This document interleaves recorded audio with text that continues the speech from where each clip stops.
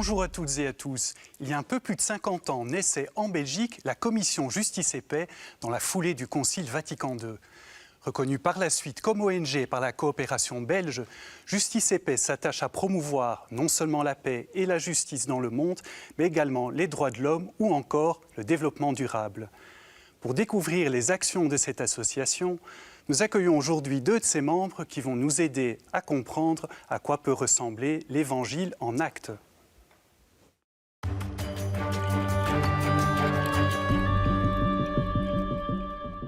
Timur Uluc, bonjour. Bonjour. Vous êtes secrétaire général donc, de Justice et Paix ici en Belgique. Géraldine Duquesne, bonjour à vous également. Vous êtes responsable pédagogie et Amérique latine. Alors, une première question pour vous, Timur Uluc. Comment la commission Justice et Paix est-elle née en Belgique ? Eh bien, la commission Justice et Paix, elle vient de souffler en fait sur sa 50e bougie. Elle a été créée donc, en 67 par le pape Paul VI, à l'issue du Concile Vatican II, comme vous l'avez dit. Et l'objectif était en fait de promouvoir la solidarité internationale et la lutte contre les injustices sociales. Et donc la Belgique a été une des premières, une pionnière avec la conférence épiscopale à créer cette commission Justice et Paix, avec cette particularité qu'elle a été présidée dès le début par un laïc. D'accord. Et donc, en fait, Justice et Paix n'existe pas seulement en Belgique, mais également dans d'autres pays. Quelles sont les relations Justice et Paix Belgique avec les autres commissions en Europe, par exemple ? En Europe, il y a énormément de commissions Justice et Paix qui existent. On se rencontre une fois, 2 fois par an pour échanger sur les thématiques et essayer de faire du travail en commun.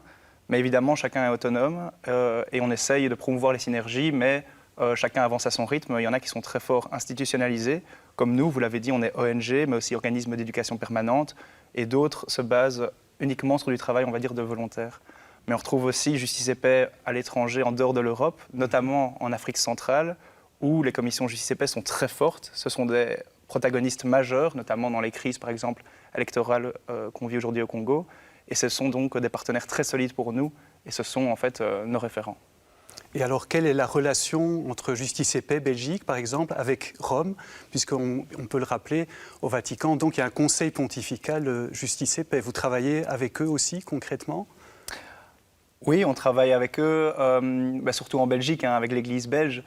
C'est un partenaire avant tout.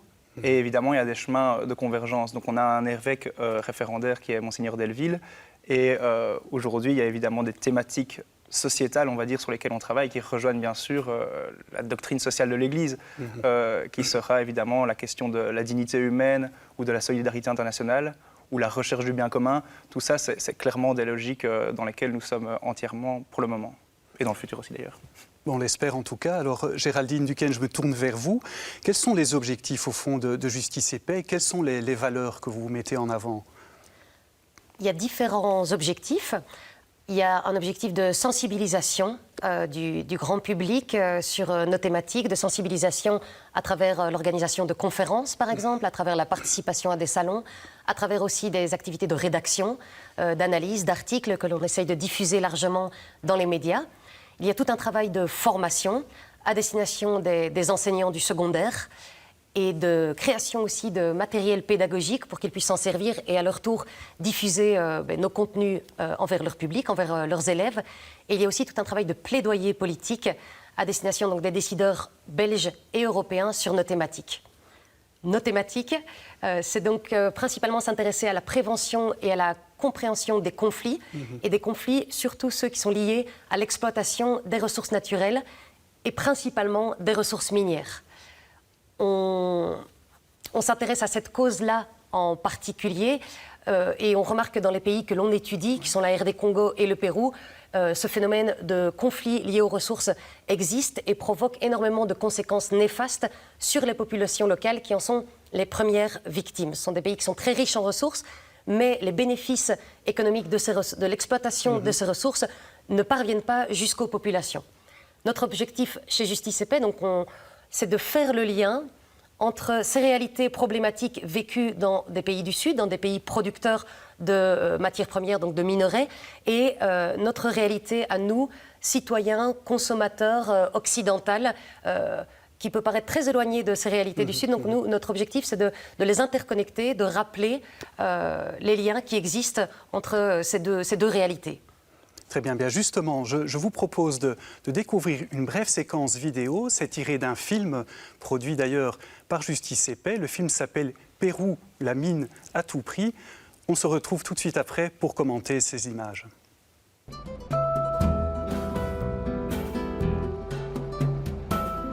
Le Pérou semble donc un cas emblématique de l'énorme rentabilité des activités extractives de minerais, mais aussi des problèmes rencontrés par les populations locales.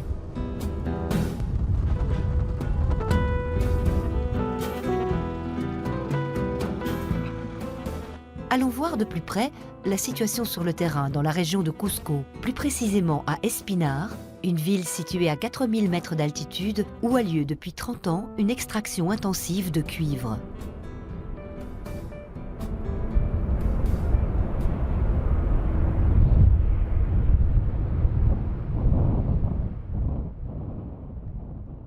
Es la primera operación a gran escala en el sur andino, en la provincia de Espinar, en Cusco, y esta es una de las comunidades directamente afectadas por la filtración de los relaves de la actividad minera. En esta comunidad hay un grupo de afectados que está reclamando por su derecho a la salud y su derecho al territorio. Sus casas han sido impactadas, hay filtraciones de agua contaminada por la que toman sus animales, en la que ellos mismos están consumiendo. Espinar es una ciudad minada y ahora todo depende y gira alrededor de la mina. No hay autonomía territorial, no hay vida más allá de lo que la empresa decida o no decida darles. L'entreprise en question, c'est la multinationale Glencore. Ce géant des matières premières est présent dans 33 pays du monde et a réalisé en 2015 un chiffre d'affaires de 170 milliards de dollars. Alguien que pistear kaiko no kaiko oiwaiko compañero con dijeno oiwaiko karkan achai jamun ya visita con dijeno kawachi kunya no kaiko. Ellos lo que el Señor dice es de que antes vivían felices. No había de repente estas preocupaciones que ahora existe, en que aparentemente se ve lindo esta zona, pero sus animales no comen ese pasto porque está contaminado. Sus hijos tuvieron que emigrar a otros departamentos para ver su estabilidad económica de ellos, ¿no? Buscar mejoras vidas en otros lugares. Ya no hay agua, ya no hay aire pura. Nuestro suelo también, porque la polvadera viene de acá, presa Relave. En mes de agosto, septiembre, octubre, todo el año, cada año viene una polvadera, lo entierra totalmente, lo contamina con las aguas, que estas lavas que tiene, es óxidos, son químicos que están acá todo. No solamente una cosa, no solamente mayores, también los niños están ya con esos metales. Y nuestra preocupación es qué será nuestra vida, qué serán nuestros futuros, nuestros nietos, bisnietos, qué serán, cómo van a ser. Esa es nuestra preocupación. Voilà, Timur Uluc, on vient de le voir dans ces images, donc une entreprise minière qui s'installe dans une région, en l'occurrence au Pérou. On comprend que ça peut aider le pays à renforcer sa croissance, mais d'un autre côté, ça se fait vraiment au détriment des populations. Comment comprendre qu'une telle exploitation est possible sans concertation finalement avec les populations locales? Mais au final, c'est assez simple, c'est une question de rapport de force. On a affaire ici en l'occurrence à des entreprises transnationales qui sont des mastodontes financiers et des paysans, des acteurs locaux qui peuvent se défendre en se mobilisant, mais qui très souvent n'auront pas le poids suffisant pour faire entendre leur voix. C'est notre objectif, c'est de redonner la voix, ou en tout cas de nous faire le porte-parole de ces voix, de ces personnes qui sont aujourd'hui exploitées. Alors justement, Justice et Paix n'est pas restée inactive par rapport à cette situation concrète. Géraldine Nuken, je crois savoir qu'une plainte a même été déposée par Justice et Paix auprès de la Commission européenne. Comment ça s'est passé? Oui, tout à fait. Mais ça fait plusieurs années qu'on invite des partenaires péruviens à venir ici, en Belgique, pour témoigner des situations qui sont vécues sur place. Et alors on discute avec les décideurs politiques, belges, européens, mais on n'a pas forcément l'impression que ça a tellement de poids, en tout cas que les décideurs prennent des gestes concrets.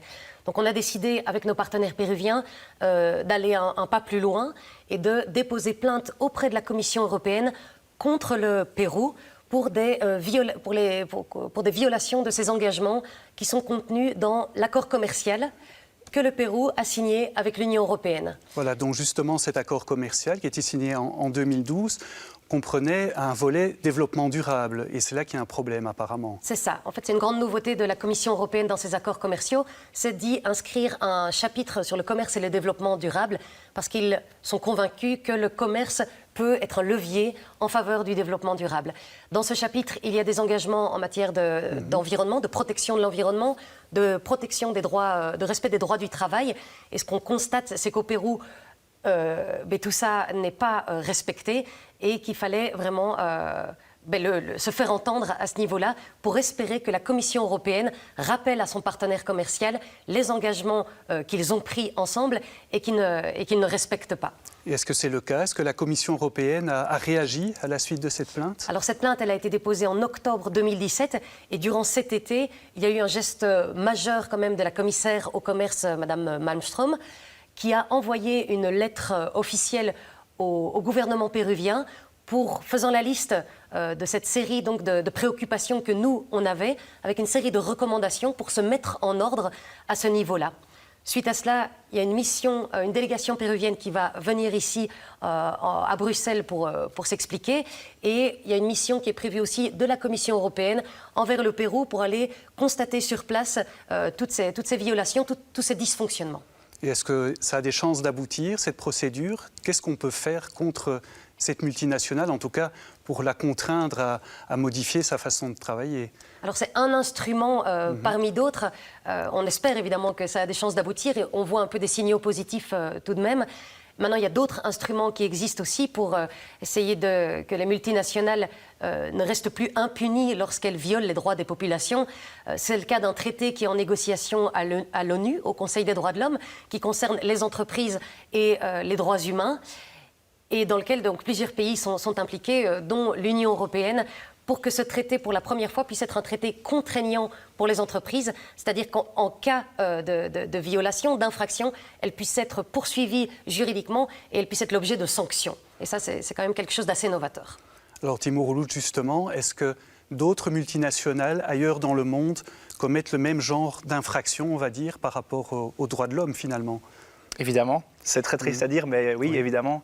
On a vu le cas du Pérou, mais on voit ça en Afrique centrale, mais aussi en Asie. On parle ici des industries extractives, donc des minerais, mais il y a aussi l'industrie du textile, de l'agroalimentaire, qui sont les industries les plus dégueulasses, les plus polluantes et qui respectent le moins les droits humains. Et donc l'idée aujourd'hui, c'est de reprendre le contrôle. Et quand on dit en fait entreprise transnationale, ça peut sembler très flou et ils profitent de ce flou juridique. Aujourd'hui, ce qui compte pour nous, c'est d'établir une responsabilité du consommateur et de l'entreprise qui vend ici, typiquement un GSM, sur l'ensemble de ses filiales. C'est ce qu'on appelle le devoir de diligence raisonnable, c'est-à-dire d'observer toute sa chaîne de production pour s'assurer que tout le long de la chaîne de production, il n'y ait pas de violation des droits humains, comme l'évoquait Géraldine. Alors donc il y a un traité qui est actuellement en préparation au niveau vraiment des Nations Unies. Un peu même question que tout à l'heure. Où en est ce traité? Est-ce qu'il a des chances d'aboutir? Ça va concerner qui? Donc là, on passe effectivement à l'échelle onusienne, donc c'est censé concerner le monde dans son ensemble. Ce qui est sûr, c'est qu'il y a certains blocages de certains États membres. On sait que ce n'est pas facile, notamment avec Trump, par exemple. La conjoncture n'est pas idéale. Et pourtant, quand on regarde déjà chez nous, la Belgique ou l'Union européenne ne sont pas toujours les champions des droits de l'homme. Aujourd'hui, ce ne sont pas eux qui portent ce traité. Et c'est ça qui nous déçoit. On sait que l'Union européenne, c'est plus de 400 millions de consommateurs. C'est un poids magistral par rapport aux entreprises. Et aujourd'hui, j'ai l'impression qu'on ne profite pas suffisamment de ce levier d'action. Et donc, c'est toute notre lutte et c'est tout notre travail qu'on fait dans notre plaidoyer politique et avec les citoyens et avec les professeurs, etc. Donc, c'est de multiplier les leviers d'action pour créer une opinion publique et pour créer un peu un momentum, en fait, un effet général pour renverser la tendance. Est-ce qu'on peut imaginer qu'un jour, les multinationales puissent devenir quelque part des acteurs de développement? C'est une question taquine parce que on pourrait l'espérer. Des acteurs de développement, ça dépend de la définition qu'on met derrière le développement. Ce qui est sûr, c'est que si on peut accompagner le secteur privé pour que ça profite au mieux aux populations locales, il faudra le faire de manière sérieuse, coordonnée et supervisée par un État, quoi qu'il arrive, et avec l'accompagnement de la société civile, parce que rien ne se fera sans les citoyens, évidemment. Alors on constate aussi, par exemple, en Afrique, la Chine investit de plus en plus. Est-ce que c'est dangereux pour les droits de l'homme? Est-ce qu'ils investissent de la bonne manière? Est-ce qu'ils respectent les populations? On pense aussi au Congo, où il y a des mines de coltan où des enfants travaillent. Voilà. Mais est-ce que l'action de la Chine est positive? On sait qu'ils construisent pas mal d'infrastructures, ou est-ce que ça n'a pas vraiment d'impact positif sur la population? Donc effectivement, la grande différence entre la Chine et l'Union européenne, c'est qu'elle ne conditionne pas ses investissements de mesures qui concernent les droits de l'homme. Mais maintenant, quand on dit la Chine investit, ce sont des entreprises de nouveau, ce sont des entreprises transnationales. Un minerai qui est extrait au site Kivu, il ne reste pas sur place. Il va dans une entreprise en Asie du Sud, de manière plus générale, et puis après, il revient dans la chaîne d'approvisionnement vers des grandes entreprises telles que Samsung, Apple, mais de manière plus générale, ces minerais se retrouvent partout, dans toutes les caméras qui nous entourent, ou dans tous les GSM qui peuvent y avoir dans nos poches, etc. Ces minerais sont omniprésents. Et donc, la responsabilité, c'est aussi la responsabilité de l'entreprise finale. Ce n'est pas uniquement à la Chine de prendre ce poids du changement. Et que pouvons-nous, en tant que citoyens et consommateurs, pour influencer, on pourrait dire, voilà, une production plus juste? Je pense qu'il y a de nouveau différents interlocuteurs, hein. Il y a les ONG qu'il faut évidemment soutenir. On n'est pas les seuls à travailler sur la question. Ça, c'est vraiment très important aujourd'hui de montrer qu'il y a du soutien et une mobilisation, qu'il y a une exigence. Mais il y a aussi évidemment les responsables politiques auxquels on peut s'adresser, pas uniquement en temps de période électorale, mais aussi de façon constante. Nous, on sait que les portes nous sont ouvertes parce que c'est notre métier d'aller faire du plaidoyer politique, mais on a la chance d'être entendus. Les politiques ne sont pas tous braqués dans leurs idées ou idéaux. Ils peuvent entendre aujourd'hui les revendications citoyennes. Et alors le troisième acteur qui est quand même primordial, c'est évidemment les entreprises. Quand un citoyen achète, il peut questionner un vendeur, il peut questionner un chef de département ou autre, et l'information devra remonter à un moment. Si aujourd'hui vous achetez, de nouveau je reste sur l'exemple du GSM, hein, oui. Si vous achetez un GSM et que vous demandez à un vendeur, est-ce que vous savez d'où viennent les 60 minerais qui sont dans le GSM, dont l'or, etc. Si le vendeur vous dit oui, très sincèrement, c'est qu'il vous ment. Et ça, c'est une grosse problématique. Aujourd'hui, les gens ne savent pas, ni les vendeurs, ni les entreprises, d'où viennent et d'où proviennent les minerais qui sont dans les processeurs du GSM. Alors, une autre question, c'est celle des diamants, ce qu'on a appelé le diamant de sang. C'est un autre exemple, véritablement, de cette problématique. Les diamants de sang, c'est quoi? Bien, des groupes peuvent vendre illégalement des diamants pour acheter des armes, par exemple. Donc, il y a eu une prise de conscience en 2000, et à la suite de ça, un processus est né, le processus de Kimberley, qui a pour but donc de mieux contrôler la provenance des diamants. Où est-ce qu'on en est aujourd'hui, 18 ans après le début de ce processus? Est-ce que ça fonctionne ou pas? Ça fonctionne partiellement. C'est-à-dire que le processus existe et certains s'en félicitent, le mettent même sur un piédestal, très bien, enfin un système de certification et de traçabilité qui marche. Sauf qu'en fait, du point de vue des ONG, ça ne fonctionne pas du tout. Aujourd'hui, toutes les ONG se retirent du processus parce que pour elles, à leurs yeux, à nos yeux, c'est du greenwashing ou du diamond washing si on veut. Aujourd'hui, ce processus est trop lent, il manque de transparence, il n'y a pas de secrétariat pour couvrir l'entièreté des procédures, les ONG ne sont pas financées et il y a beaucoup d'États qui bloquent. Et donc, en fait, aujourd'hui, on sait que la majorité des diamants qui circulent dans le monde ne sont pas couverts par ce processus. Que peut-on faire alors pour améliorer les choses? Il faut rappeler aussi que la Belgique est en quelque sorte une plaque tournante du diamant dans le monde. 84% des diamants bruts passent par la Belgique, en particulier Anvers. Est-ce que notre pays agit par rapport à ça? Notre pays devrait agir, il agit, mais de nouveau pas suffisamment selon nous. Aujourd'hui, on est dans une année clé, on est en 2018 et c'est l'Union européenne qui tient la présidence du processus Kimberley dont vous parliez. Et tout se passe à Bruxelles et à Anvers. De nouveau, on parle de relations internationales, on a une échelle très macro et pourtant ça nous touche directement. Nous, en tant que consommateurs de diamants et nous, en tant que citoyens belges et européens, on a le droit de se mobiliser et de faire entendre notre voix aussi pour aller plus loin dans la certification et réellement garantir qu'aujourd'hui, les diamants qui viennent en Belgique ne sont pas entachés de sang, tout simplement. Voilà, donc problématique très complexe. Géraldine Duquesne, on va revenir un petit peu en Belgique. Donc, Justice et Paix n'a pas seulement des actions à l'extérieur, mais également chez nous. Quelles sont les actions que vous menez ici en Belgique? Il y a la pédagogie, donc vous avez parlé de conférences. Mais comme je disais un petit peu, on essaye de viser surtout des publics des multiplicateurs. Ce qu'on appelle des publics des multiplicateurs, ce sont des publics qui peuvent être le relais vers un public plus large. C'est le cas par exemple des enseignants. Donc comme je le disais, on propose des formations aux enseignants sur différentes thématiques, notamment celle des ressources naturelles et des conflits. On mène aussi des projets dans les écoles. Ça veut dire que vous allez sur place, dans les écoles, parler dans les classes par exemple ? Alors ça, on ne le fait pas tellement, on le fait uniquement à travers des projets d'école, c'est-à-dire on ne fait pas des interventions qui sont un peu des one-shot comme ça, mais on préfère, et on n'en a pas forcément la capacité, mais on préfère mener des projets d'accompagnement sur un plus long terme, c'est-à-dire sur une période d'1 an, où il va y avoir plusieurs étapes qui sont progressifs. On va passer de l'étape de l'information pour les élèves à une étape plus de la conscientisation des injustices qui existent pour en arriver à poser un geste, une action forte où les élèves se mobilisent réellement sur une thématique qu'ils ont pu découvrir. Et alors vous parliez aussi tout à l'heure de plaidoyer politique. Comment est-ce que vous arriver en quelque sorte à influencer des décisions? Vous faites du lobbying en quelque sorte? Oui, c'est ça, c'est ce qu'on peut appeler du lobbying, sauf qu'on ne défend pas des intérêts privés, mais on agit pour le bien commun, pour plus de solidarité entre les peuples, pour lutter contre les injustices. Donc on a des relations privilégiées qui se sont construites au fil du temps avec des responsables politiques. Comme je vous l'ai dit, on invite des partenaires à venir ici sur place parce qu'on estime que ça a un impact plus fort d'avoir des témoignages qui sont directement issus du terrain. On essaye d'organiser des débats au sein du Parlement européen.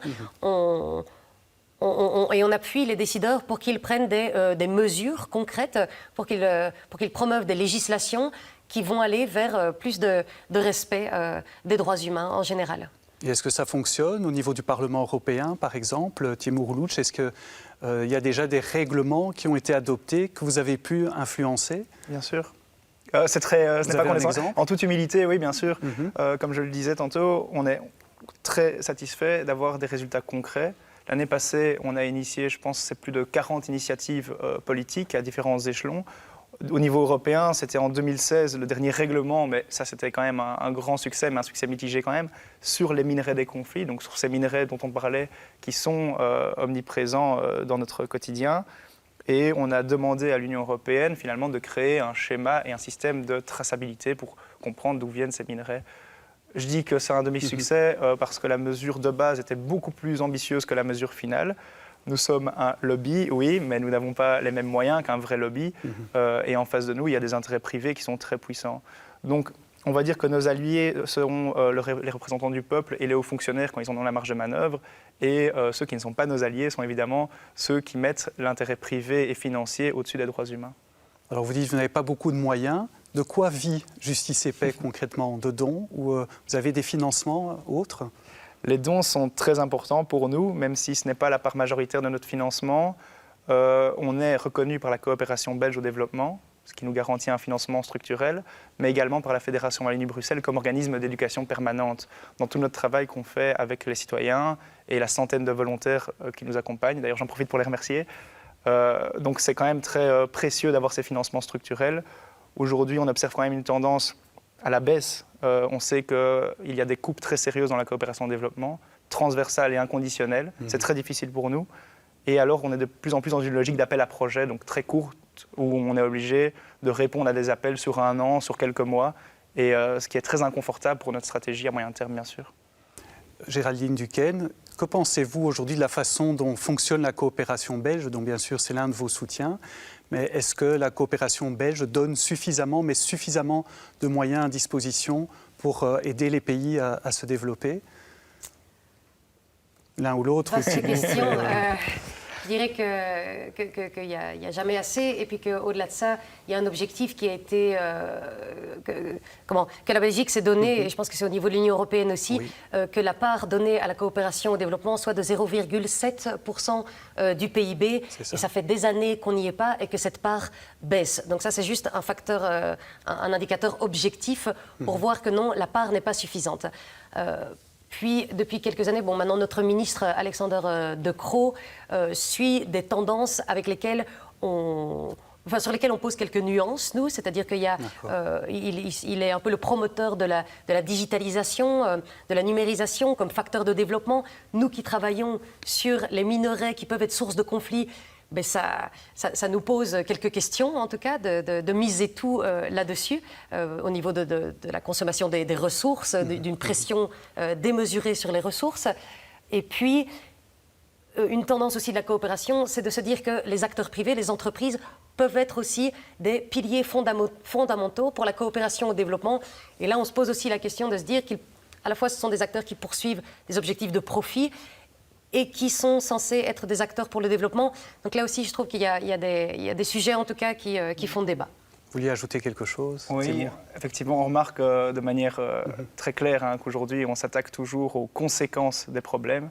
On s'attaque aux migrations forcées, on essaye de mettre tout l'argent de la coopération développement dans la lutte contre les migrations illégales. C'est quelque chose que nous condamnons évidemment très fortement. Alors que JCCP essaye de s'attaquer aux causes profondes, aux conditions structurelles qui poussent parfois les gens au départ de manière forcée et sont obligés de partir en exil, de quitter leur foyer. Pour nous, c'est évidemment très problématique. Et aussi de s'attaquer aux causes profondes des conflits. Quand on regarde l'instabilité au Congo, les minerais ne sont pas... Enfin, c'est un facteur parmi d'autres, mais c'est un facteur fondamental et il est aussi intéressant de s'y attarder. Eh bien, Timur Uluc, Géraldine Duncan, merci beaucoup d'avoir été avec nous aujourd'hui. Merci d'avoir parlé de justice et paix. Chers amis, merci beaucoup à vous également de nous avoir rejoints. Si vous voulez revoir cette émission, rendez-vous sur Ovio ou sur catobel.be. À très bientôt pour une prochaine émission.